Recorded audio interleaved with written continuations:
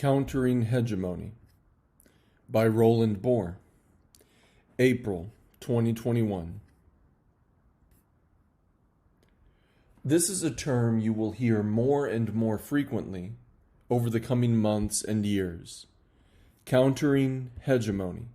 Fan Dui, Ba Chuan. First, the meaning. Ba Chuan is a word rich with connotations and history. Footnote 1.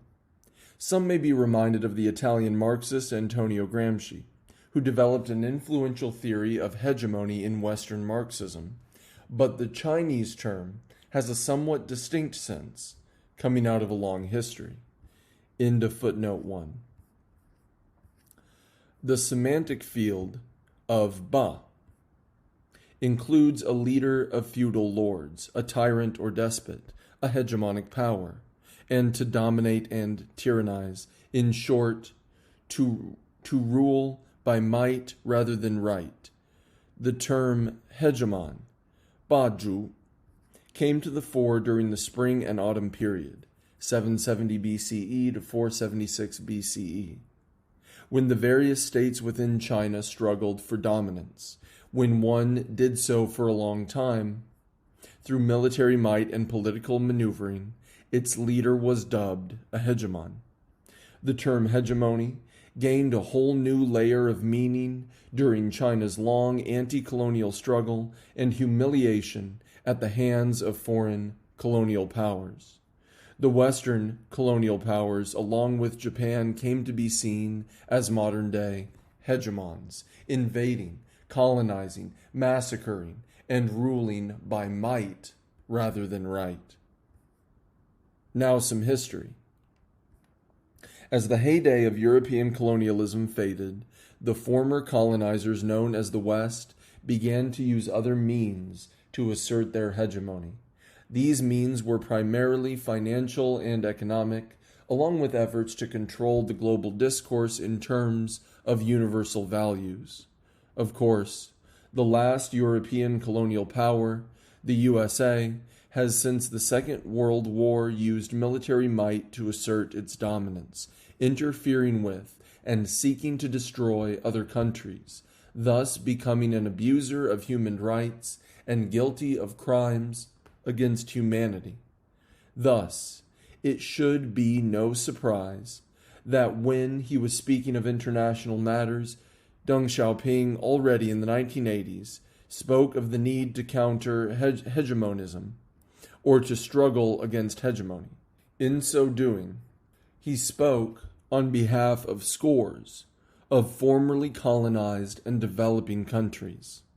Why not speak of anti-colonialism and the long anti-colonial project, as Domenico Lacerdo has? This was indeed the preferred way of speaking up to the 1970s, but by the 1980s the more common term in China became countering hegemony. For example, in the important 1981 resolution by the CPC Central Committee, we see imperialism, colonialism, and racism connected with hegemony. But countering hegemony is the key, for it is the shorter term. While upholding our own independence, we respect other people's right to independence.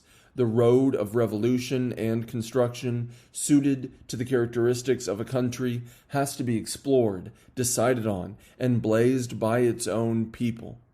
No one has the right to impose his views on others. Only under these conditions can there be genuine internationalism. Otherwise, there can only be hegemonism. We will always adhere to this principled stand in our international relations. CPC Central Committee, 1981. I began by stating that the world will hear about the need to counter hegemony more and more in the coming months and years. The turning point came in March of 2021 at the China-USA Summit in Alaska. At this moment, Yang Jiechi, Director of the Office of Foreign Affairs, broadsided the U.S. delegation by pointing out that a few countries led by the USA do not set the global rules. Further, Yang pointed out that these countries have a history of invading other countries, destroying them, and causing untold chaos and suffering. In short, the USA and its few lackeys have engaged in hegemony, in dominating, tyrannizing, and ruling by might rather than right. China, for one, will no longer put up with this. But Yang Jiechi did not speak on behalf of China alone. He spoke on behalf of all developing countries in the world, who have all been subjected to such hegemony. Footnote 2.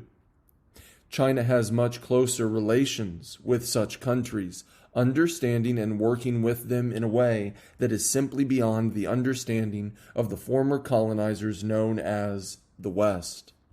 End of footnote 2. Why was this moment different? China may have been speaking of countering hegemony for 40 years or so, but the situation has changed. China has stepped onto the center of the world stage. Now everyone listens. Every word spoken counts, and you can be sure that many other voices will speak in the same terms in Africa, Eurasia, Central Asia, Latin America, and the Pacific. Footnote 3. For example, see the most recent Arab Barometer report of 2021, which tracks public opinion in the MENA countries, Middle East and North Africa, on 3 crucial counts: favorability, threat to national interests, and foreign policy. China has twice and sometimes 3 times the favorability score of the United States. The report notes that changing regimes in the United States make no difference, since this is a long-term trend. End of footnote 3. A final question. What is the alternative? This was already clearly stated by Zhou Enlai in 1953, when he articulated the 5 principles for peaceful coexistence. These are mutual respect for sovereignty and territorial integrity, mutual non-aggression, non-interference in each other's internal affairs, equality and mutual benefit, and peaceful coexistence. This has been China's approach ever since, neither dependent on others nor plundering others, as Xi Jinping puts it.